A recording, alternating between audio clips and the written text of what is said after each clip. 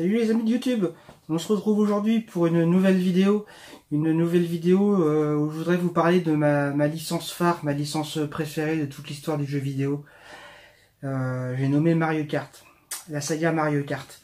Alors pourquoi c'est ma licence préférée? Parce que déjà je suis un fan de Mario depuis mon enfance. Mon tout premier jeu vidéo, ça a été un Game & Watch, c'était Donkey Kong. Donc le héros c'était Donkey Kong, mais on jouait déjà avec l'ancêtre de Mario à l'époque, on le nommait Jumpman. Et voilà, et ensuite j'ai grandi avec la NES. Et donc voilà, Mario a été vraiment un de mes personnages phares avec qui j'ai grandi dans l'histoire du jeu vidéo, dans lequel moi j'ai grandi dans l'histoire du jeu vidéo. Voilà. Ensuite, quand Mario Kart est arrivé sur Super Nintendo, alors moi j'ai pas eu la Super Nintendo, mais j'y jouais beaucoup chez des potes. Ça a été une révélation ce jeu. C'était quelque chose de fun, quelque chose qu'on partageait, un jeu auquel on pouvait jouer à deux, auquel on pouvait s'éclater à deux, dans lequel on s'en envoyait plein la tronche pour pas un rond, mais sur lequel putain mais on se marrait. J'en ai passé des après-midi avec mes potes à l'époque. C'est sorti en 93 en France, donc moi j'étais au collège. Et ça a été des après-midi entières avec des potes à à jouer à F-Zero, à Mario Kart, voilà. Donc en 94 en France, Mario Kart. C'est la Super Nintendo avec F-Zero qui est sorti en 93. Voilà, je commence déjà à dire des bêtises. Vous m'en voudrez pas, puis vous me corrigerez si jamais je dis des conneries, mais voilà. J'ai révisé un petit peu quand même. Donc pour en revenir à Mario Kart, je vais vous faire un petit historique de comment est né Mario Kart pour ceux qui connaîtraient pas l'histoire. Ensuite, je vous présenterai tout ce qui peut exister en Mario Kart, enfin dans ce que moi j'ai dans la collection. Je les ai tous en toute façon, pas forcément tous complets, mais je les ai tous. Et puis ensuite, je vous présenterai quelques petits jeux qui sont dans le même style et qui pour moi valent presque à Mario Kart. D'excellents jeux dans le même style si vous en cherchez. Et puis on finira par des petits objets dérivés, des bouquins, etc. Tout ce qui concerne la saga Mario Kart. Parce que moi j'ai dans la collection bien entendu. Voilà. Donc comment est né Mario Kart? Faut savoir que quand la Super Nintendo est sortie, elle est sortie avec un jeu qui s'appelait F-Zero. Donc au cas où vous ne connaîtriez pas F-Zero, ce dont je doute, mais on sait jamais. F-Zero c'était un jeu de course, extrêmement futuriste, un jeu de course extrêmement rapide, sur lequel vous aviez donc un véhicule évidemment futuriste. C'était comme des voitures, mais elles n'avaient pas de roues. Ça allait extrêmement vite pour la Super Nintendo, bien entendu. Et puis vous aviez des zones de boost et des zones de danger sur le circuit. Il ne fallait pas toucher les bords, ils étaient électrifiés et ça vous ralentissait. Et vous aviez des zones de boost sur lesquelles il fallait rouler sur le circuit pour accélérer et réussir à arriver en tête. Donc c'est un jeu qui a énormément marché, un jeu qui démontrait les capacités techniques de la Super Nintendo, et un jeu qui utilisait parfaitement le mode 7. Alors c'était une des particularités de cette Super Nintendo, une supériorité de cette Super Nintendo vis-à-vis de la Mega Drive. Je dis pas qu'elle était complètement supérieure à Mega Drive, hein. Sega Maniac m'agressait pas. Mais elle avait cette supériorité technique. Alors, qu'est-ce que c'était que le mode 7? Parce qu'on parle beaucoup du mode 7, mais est-ce que tout le monde sait réellement ce que c'est? Alors, Dr Marcus, c'est quoi le mode 7? C'est de la 3D? Et non, le mode 7, c'est un système très très malin qui joue avec des effets de rotation et de zoom pour donner l'illusion de la perspective et de la profondeur. On dirait de la 3D, mais en fait, ce n'est que de la 2D. Démonstration. Regardez, sur ce morceau de carton tout plat, j'ai dessiné un circuit automobile, un peu comme le circuit de Mario Kart. Je l'ai dessiné en vue du dessus. D'ailleurs, regardez ça, qu'est-ce que c'est? C'est un Mexicain qui fait du vélo. J'ai dessiné aussi des petits arbres pour faire joli. Bon, et ben l'idée du mode 7, c'est de prendre un dessin tout plat comme celui-ci et de l'orienter de manière à le faire arriver comme ceci. Et regardez, de là où vous êtes, vous avez l'impression de voir la route en perspective, en 3D. Le mode 7, c'est ça.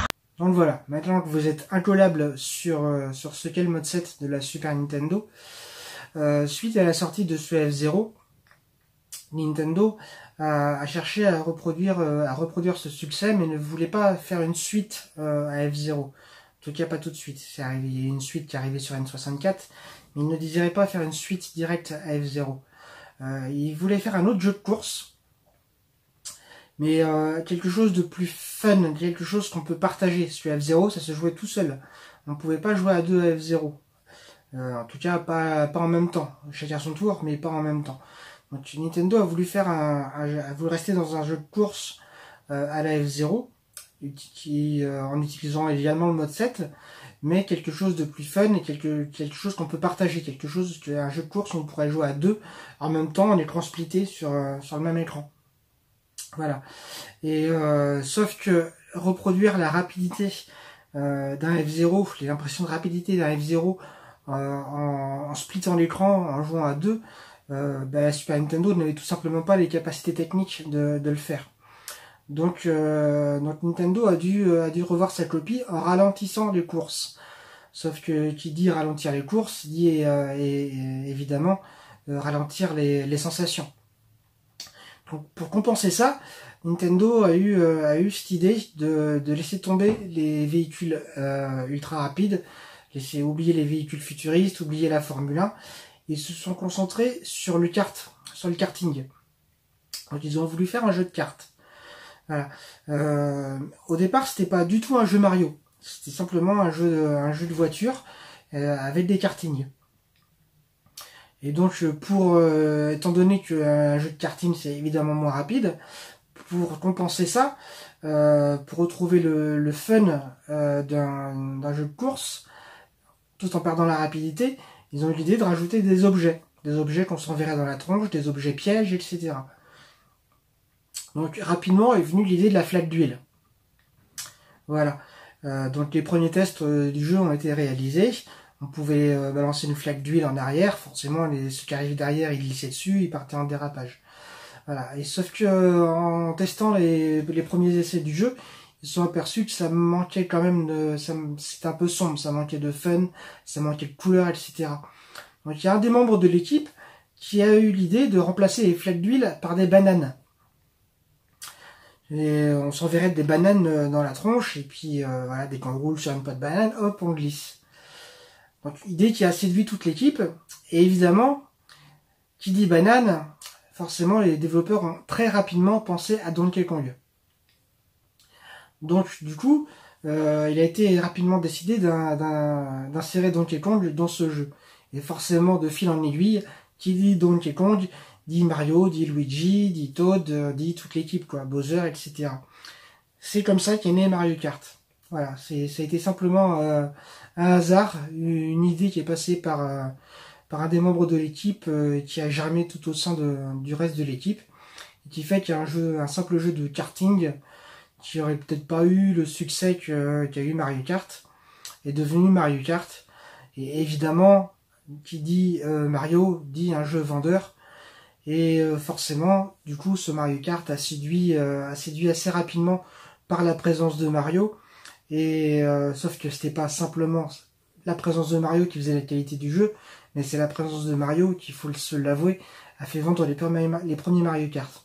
Après, évidemment, vu les qualités du jeu, ça s'est rapidement étendu à beaucoup plus de joueurs. Le bouche à oreille a fait que les joueurs se sont rapidement rendus compte que c'était une excellente licence, et Mario Kart a eu le succès qu'on lui connaît. Et donc ensuite, il s'est forcément la Nintendo 64 est arrivée. La Nintendo 64 devait avoir son Mario Kart.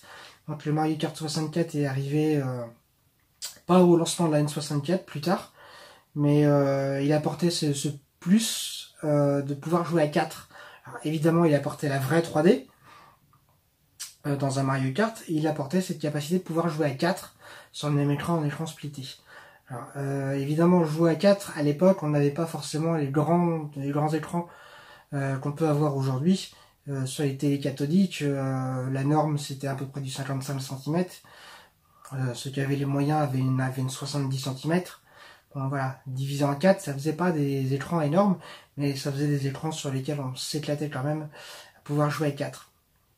Et de là est partie toute l'histoire de Mario Kart. Voilà.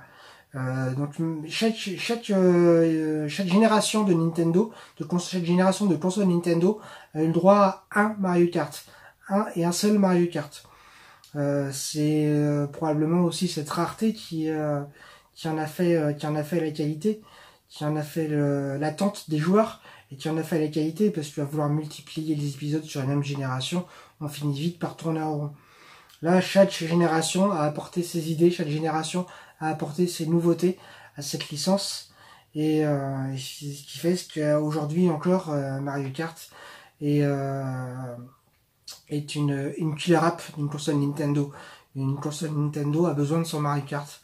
La Wii U, qui est une console qui n'a pas bien fonctionné, s'est vendue par camion au moment où Mario Kart 8 est sorti.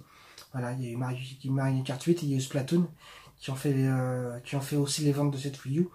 Évidemment, ça n'a pas suffi. Mais bon, on n'est pas là pour revenir sur la Wii U. Voilà. Mais donc voilà, chaque génération de console Nintendo a son Mario Kart. Donc voilà un petit peu pour l'histoire de Mario Kart. Comment est né Mario Kart, en tout cas. Je vais pas rentrer dans les détails de toute l'histoire de Mario. Et tiens, justement, je vais revenir un peu sur ce que j'ai dit tout à l'heure. J'ai dit qu'on allait commencer par les jeux. Non, on va commencer par des bouquins. Si vous vous intéressez et vous voulez en savoir plus sur l'histoire de Mario Kart, il existe ce petit bouquin. Alors, il n'a pas forcément été évident à trouver, parce qu'il était offert par Micromania à la sortie de Mario Kart 8 sur Wii U. Pour la chaîne Mario Kart 8, il était offert par Micromania.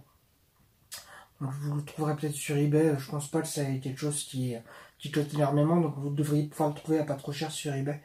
Voilà, donc c'est l'incroyable histoire de la saga Mario Kart.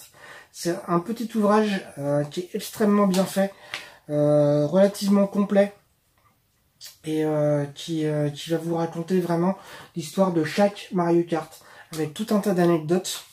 C'est là que notamment moi j'ai découvert qu'il existait aussi un Mario Kart arcade, le Mario Kart GP, en borne d'arcade. Alors évidemment c'était pas arrivé chez nous, c'est sorti uniquement au Japon.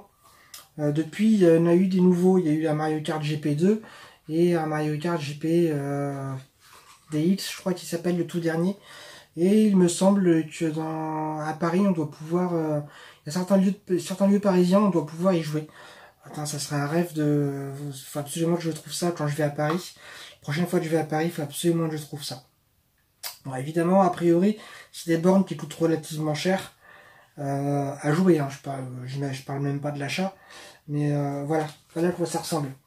En tout cas, c'est les premières. Les Mario Kart GP.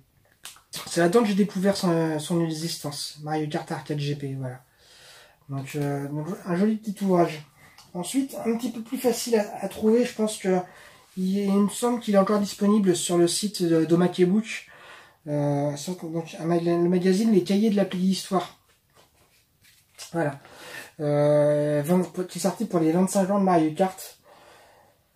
Donc les éditions de Florent Gorge, ils avaient sorti un cahier de la Préhistoire sur la mini NES, un autre sur la Super Nintendo Mini. Ils en ont sorti un sur la saga Zelda. Et voilà, le cahier de la Préhistoire spécial Mario Kart pour les 25 ans de Mario Kart. Donc je l'avais acheté, je l'avais commandé sur le site de Makebook à sa sortie. Je sais pas s'il est encore disponible ou s'il est épuisé. Allez voir sur le site de Makebook si ça vous intéresse. Ça coûte 5,95 €. Vous rajoutez peut-être 1 € de frais de port. Voilà, ça va vous revenir à 7 € grosso modo. Et c'est une vraie bible. C'est extrêmement bien écrit, extrêmement complet, également bourré d'anecdotes. C'est un très très beau bouquin. Voilà. Donc, quelques illustrations. Donc vraiment passionnant si vous voulez en savoir plus sur la magnifique saga qu'est Mario Kart. Puis le dernier ouvrage, le guide de Mario Kart 8 Deluxe. Voilà, dernier ouvrage au sujet de Mario Kart que je peux avoir dans ma collection. C'est le guide Mario Kart 8 Deluxe. Voilà, qui vous donne toutes les astuces, les raccourcis, etc. Bon, est-ce qu'un guide pour Mario Kart c'est vraiment nécessaire? Le fun, est-ce que ça peut plutôt les trouver soi-même? C'est un raccourci. C'est vraiment plus un objet de collection qu'un objet que j'ai réellement utilisé. Voilà. Donc voilà pour les ouvrages, c'était rapide. Et donc on va attaquer par les jeux maintenant. Donc le tout premier Mario Kart, le Super Mario Kart. Donc là c'est l'édition japonaise, Super Mario Kart sur Super Famicom. Voilà, le seul que j'ai en complet, enfin je parle de cette génération. Je l'ai aussi en pâle mais uniquement en cartouche. Voilà. Faudrait que je le trouve en boîte, je ne l'ai pas en boîte pour la version pâle, je l'ai uniquement en cartouche. Et voilà la magnifique boîte Super Famicom de ce Super Mario Kart. Voilà. Ensuite, je vous disais, ils ont sorti le Mario Kart 64. Alors celui-là, je l'ai qu'en Jap et en loose. Pareil, il faudrait que je complète ma collection en le trouvant en boîte pâle et en boîte Jap. Et donc voilà, le Mario Kart 64. Le deuxième Mario Kart de l'histoire de la saga. Et ensuite arrivé le premier Mario Kart sur console portable. Donc le Mario Kart Super Circuit sur Game Boy Advance. Donc, attention, pas sur Game Boy ni Game Boy Color, sur Game Boy Advance. Donc voilà. Donc un Mario Kart qui est sorti après la version Nintendo 64, mais sur une console portable, et du coup ça reprenait grosso modo les qualités techniques de la Super Nintendo. Voilà. Les générations avançant, voilà, les techniques s'améliorant, on pouvait reproduire les capacités techniques d'une Super Nintendo sur une console portable. Et donc voilà ce Mario Kart Super Circuit, un excellent épisode au passage, un peu méconnu. Voilà. Ensuite, donc on en a 3. Le quatrième Mario Kart, c'est le Mario Kart sur GameCube. Donc le Mario Kart Double Dash. Alors ce Mario Kart Double Dash, il a fait un petit peu polémique, voilà. Il y a un peu deux clans. Il y a ceux qui l'adorent et ceux qui le détestent. Alors, je l'ai en 2 épisodes. Alors attention, je veux pas faire mon... Alors, je veux pas troller. Enfin, vous verrez peut-être de qui je parle, qui collectionne les Mario Kart, il va la cumuler le plus possible. Voilà. Moi j'en ai 2, simplement parce que c'est 2 versions différentes. Voilà. Vous avez le Mario Kart Double Dash simple, même si c'est marqué ne peut être vendu séparément, donc j'imagine que ça devait être dans un pack avec la console. Voilà, Mario Kart Double Dash. Et une version un petit peu plus collector, entre guillemets, c'est la version qui inclut le CD de Zelda. Hop, il est où? Ah bah non, si, je sais, il est dans la console, il est dans la GameCube. Voilà, donc là, le CD de Zelda, qui ne pouvait être vendu séparément. Et voilà, donc c'était une édition un peu collector, ce qui reprend ce CD de Zelda, qui reprenait les... Alors si je me trompe pas, il y avait dessus, vous devez avoir le Mario Kart, les Mario Kart, n'importe quoi. Les 2 Zelda de la NES, le Link to the Past, et c'est tout, je crois. Il me semble pas qu'il y ait... c'est peut-être le Ocarina of Time, je sais plus, je suis pas sûr. Voilà. Et puis donc le CD de Mario Kart qui n'est pas là parce qu'il est dans la GameCube. Voilà. Donc ce Mario Kart Double Dash qui a apporté cette nouveauté, qui n'a pas plu à tout le monde, d'avoir un kart à 2 personnages. Vous pouviez jouer soit l'un contre l'autre avec chacun votre carte et chacun vos 2 personnages. Et dans ces cas-là, vous switchiez entre vos 2 personnages, celui qui conduit et celui qui jette les objets. Et soit vous pouviez jouer à 2, mais avec un seul kart. Et là, vous contrôliez chacun un personnage du kart. Et là, ça devenait folklore et relativement drôle, parce qu'il y a celui qui conduit, celui qui jette les objets, et vous pouviez switcher de l'un à l'autre. C'est-à-dire que pendant qu'il y en a un qui est en pleine course, il y a celui qui conduisait, celui qui jetait les objets, vous pouviez switcher. Du coup, c'est l'autre qui se mettait à conduire et l'autre qui jetait les objets. Et là, du coup, par contre, il fallait se synchroniser dans les virages, bien se pencher tous les deux du même côté en même temps, parce que sinon, votre carte partait un peu dans tous les sens. Donc voilà, et c'est là que ça devenait super drôle. Et du coup, vous aviez, vu que vous aviez un kart à 2 personnages, vous aviez aussi les doubles cubes, les fameux cubes d'objets que vous ramassiez sur la piste pour récupérer des objets. Là, vous en aviez des doubles. Donc, vous ramassiez un double cube et vous aviez 2 objets en même temps. Et vous pouviez choisir, il me semble que vous pouvez choisir quel vous préférez d'envoyer en même temps. Quel vous préférez d'envoyer en premier, pardon. Voilà, donc ce Mario Kart Double Dash sur GameCube. Ensuite est arrivé un autre épisode portable, le Mario Kart DS. Alors, ce Mario Kart DS, c'est le tout premier Mario Kart qui est jouable en ligne. Donc ça, c'était assez fabuleux. Ça, vous pouviez connecter votre DS en Wi-Fi et jouer avec des joueurs du monde entier. Donc ça, c'était relativement fun. C'était vraiment une nouveauté. Vous pouviez jouer avec des gens que vous ne connaissiez pas et vous pouviez aussi retrouver des amis pour vous faire des parties à distance. Et il avait aussi cette qualité de pouvoir jouer, si vous jouiez chacun avec votre DS à plusieurs dans la même pièce, vous pouviez jouer avec une seule cartouche. Si vous aviez tous le jeu, vous aviez accès à tous les circuits et tous les personnages chacun sur votre console, mais si vous étiez tout seul à avoir le jeu, vous pouviez malgré tout partager le jeu avec une seule cartouche. Dans ces cas-là, vous n'aviez pas accès à tous les circuits ni à tous les personnages, mais vous pouviez jouer quand même. Donc voilà, ça c'était plutôt sympa de la part de Nintendo. Quelque chose qu'on a retrouvé sur Mario Kart 7, mais encore amélioré. Je vous en parlerai le moment venu. Donc le Mario Kart DS, avec qui est un petit peu un best-of au niveau des circuits de tous les précédents Mario Kart. Donc quelque chose d'assez fun. Ensuite, on revient sur console de salon avec le Mario Kart Wii. Alors ce Mario Kart Wii, il reprenait la capacité de pouvoir jouer en ligne. Donc ça c'était génial, j'ai passé pas mal d'heures dessus à jouer en ligne. Il apportait cette nouveauté de pouvoir utiliser ceci. Alors ça, il y a deux écoles. Hein. Il y a ceux qui préfèrent jouer uniquement avec sa Wiimote et son Nunchuk. Personnellement, j'ai jamais réussi à jouer avec le Nunchuk. Et ceux qui préféraient jouer avec le volant, dont je faisais partie. Voilà. Ce volant, c'est simplement un bout de plastique hein, qui reprend le bouton qui est à l'arrière de la Wiimote. Donc vous insériez votre Wiimote ici, et du coup le bouton derrière la Wiimote, vous y aviez accès.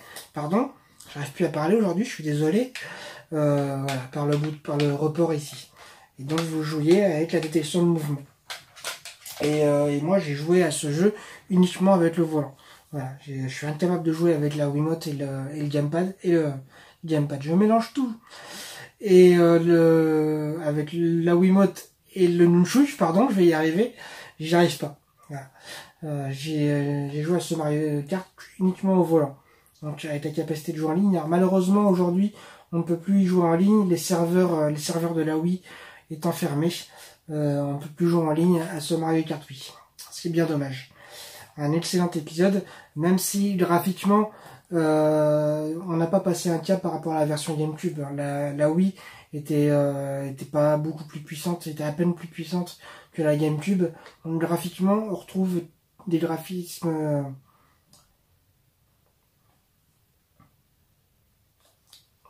graphiquement on retrouve l'équivalent de la GameCube, hein, grosso modo. C'est juste que les sorties vidéo de la Wii étaient un peu supérieures à celles de la GameCube, mais sinon la puissance de la console étant quasiment la même.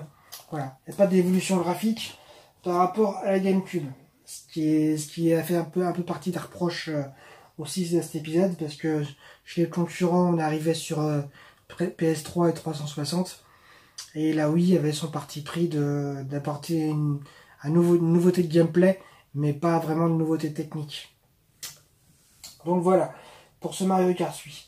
Ensuite, on revient à nouveau sur une console portable. On arrive sur la 3DS avec ce Mario Kart 7.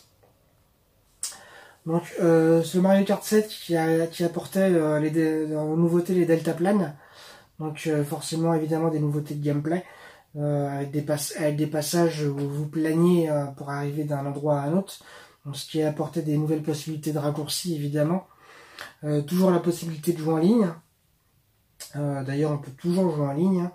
J'ai un doute sur la version DS. Je ne sais pas si les serveurs sont toujours ouverts et si on peut toujours jouer à la version DS. Celui-là on peut toujours y jouer en ligne. Et comme pour la version DS, on peut le partager avec ses amis avec une seule cartouche. Même si les autres n'ont pas la cartouche du jeu, la seule restriction, c'est qu'ils ne pourront pas choisir leur personnage. Par contre, vous aurez accès à tous les circuits.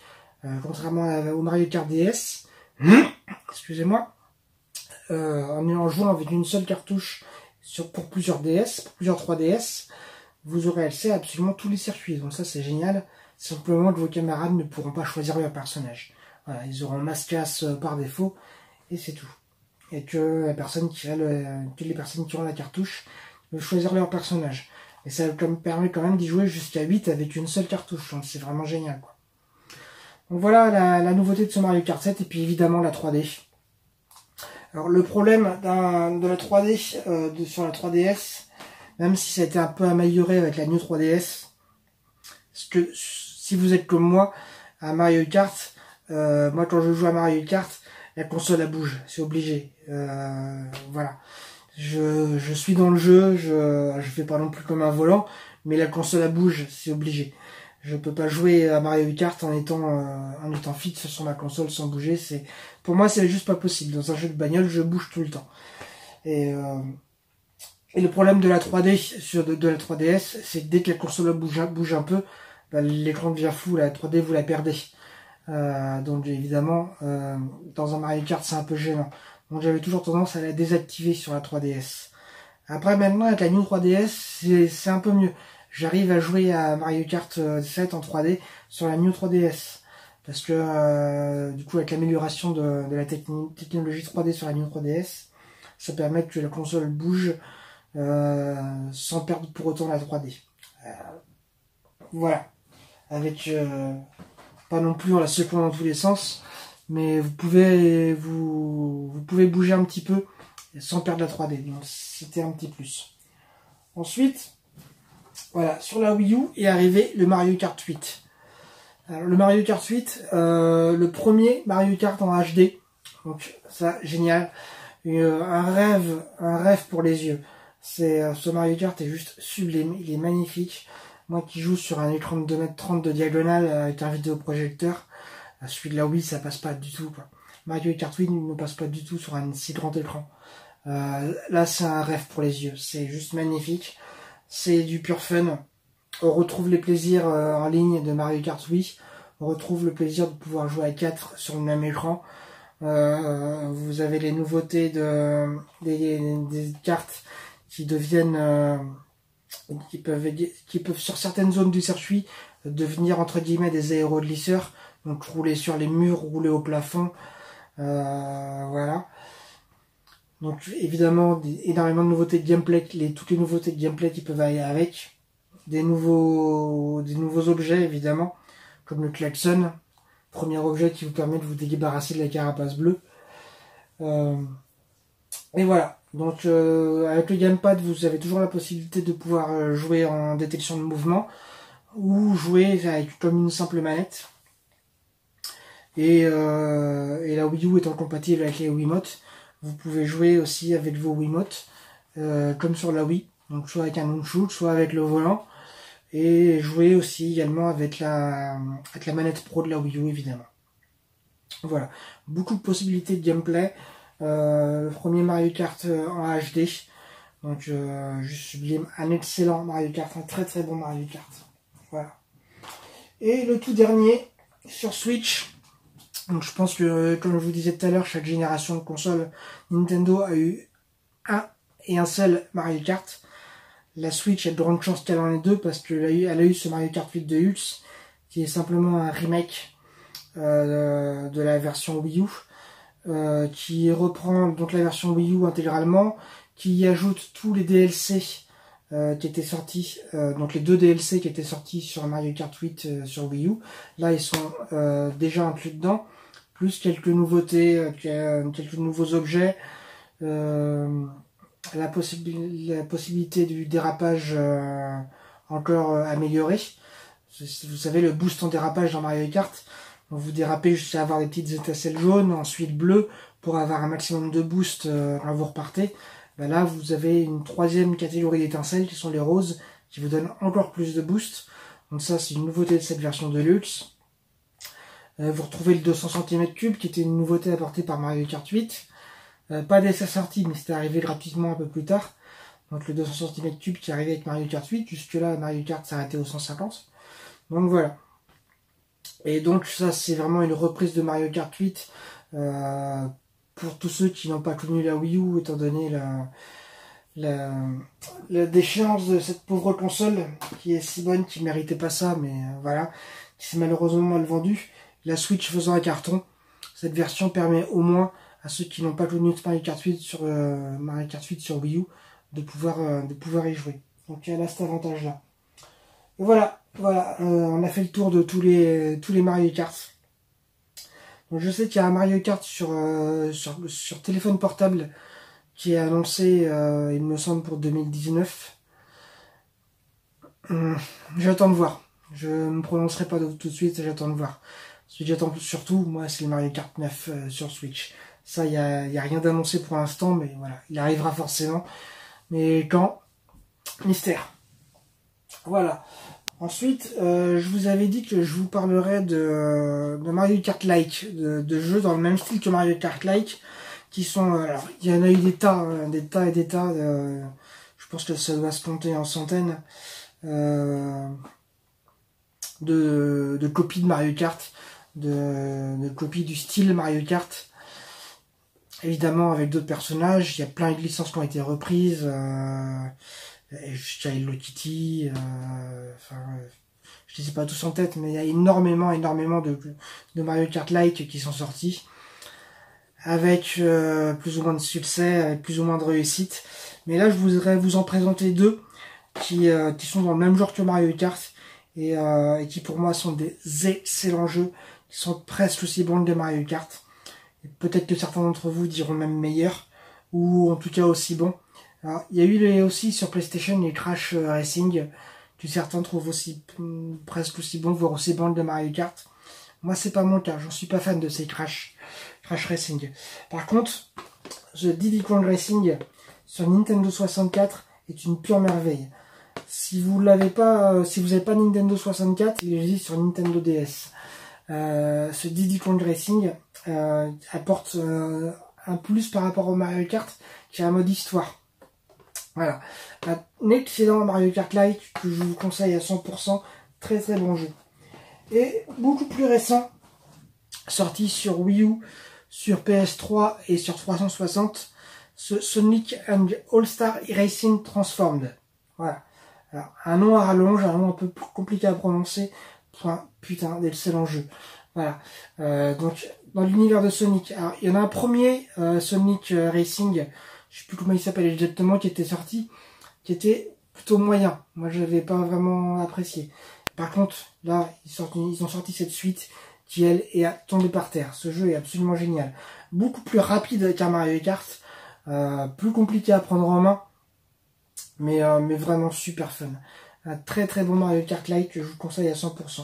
Et il y en a un nouveau d'annoncé pour mars 2019 qui sortira sur Switch One et PS4. Je sais plus comment il s'appelle, mais c'est un autre Sonic Racing. Je l'attends avec impatience et j'espère qu'il sera aussi bon que celui-là, parce que ça c'est un très très bon Mario Kart Like que je vous conseille si vous aimez le style. Et voilà pour les jeux. On va terminer avec des petits objets dérivés. Donc je suis assez content. Ça c'était sorti sur le club Nintendo. On pouvait obtenir ça avec ses points. Il y avait eu pas mal de choses sur Mario Kart. Il y avait des petits trophées en or. Il y avait les trophées banane, trophées carapace. Je sais que Fox en a quelques-uns. Au moins un en tout cas, il me semble. J'aimerais bien les avoir, mais déjà le club Nintendo est fermé aujourd'hui. À l'époque, il fallait quand même énormément de points pour réussir à commander un objet. C'était assez compliqué. Et moi, je m'étais commandé ces pins. Enfin, d'ailleurs, c'est pas des pins, hein, c'est des broches. Voilà, ils appellent ça des pins, mais c'est des broches. Et je les trouve quand même extrêmement jolis.